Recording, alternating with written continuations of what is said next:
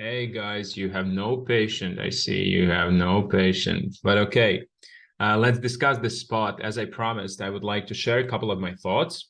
So Hero here, $500 tournament at local casino. So live event, 50 players, 19 left, 8 caches. So 3 tables left, 7-handed, and Hero has 22 big blinds. Raising first in from low jack, 2.1 big blinds, jack then suited of clubs, pretty much standard. Everything is a standard.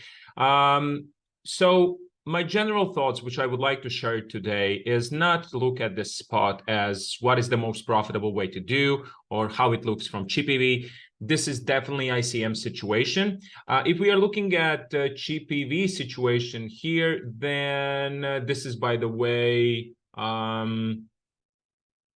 cheap EV, 25 big blinds, low jack against button, and jack 10 suited on this kind of boards are going with the big sizings. I totally agree. Or most important, their checks is with a huge frequency as well. And if we are looking, for example, even if we are looking at, let's say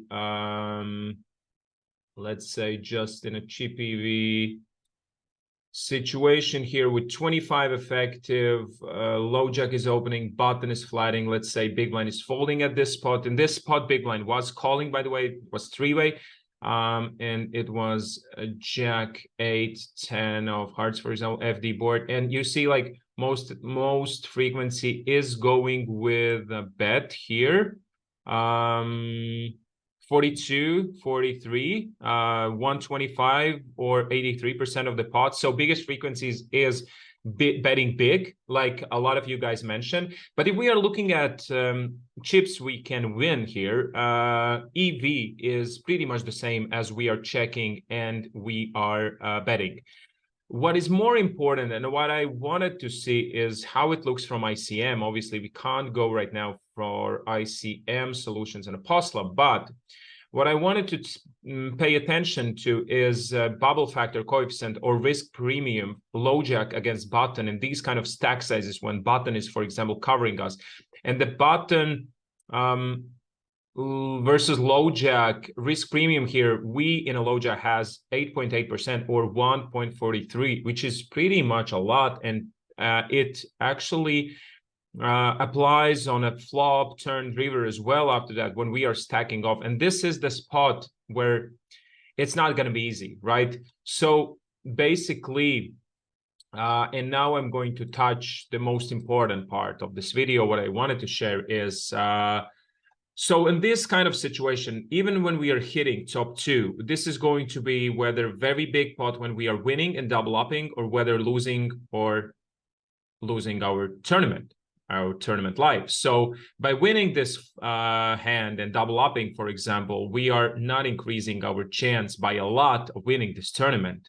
Of 19 left, 8 in the money, still a lot of work to do till the final table, till the IDM and etc. Right?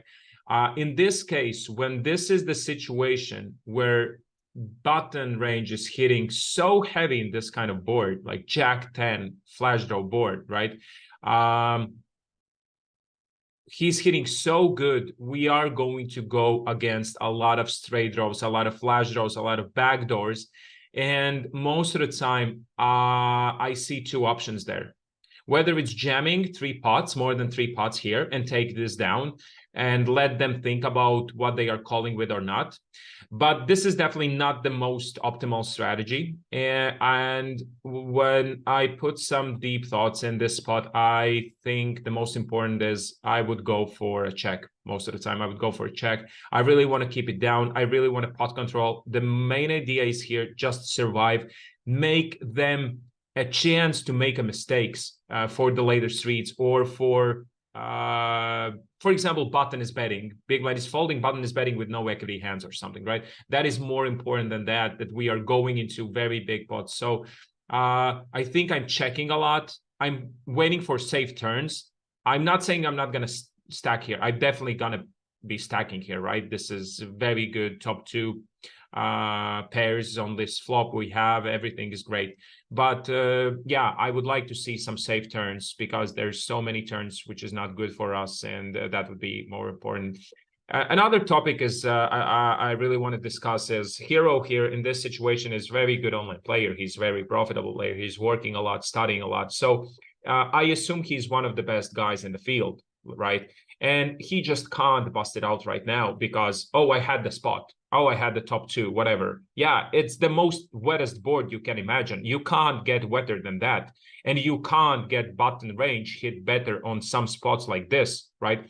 If you're working with me, you know, like you can't get wetter flop like this, and button flatting range, you see, is hitting almost 100% of these boards, like pairs, draws, whatever, but they are hitting very, very well.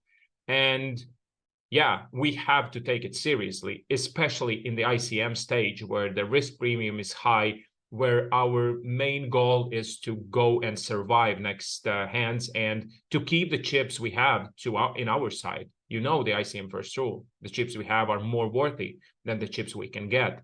So with this kind of mindset, I would go into this spot and try to keep it down and low as possible. So probably, yeah, that's my thoughts about this spot.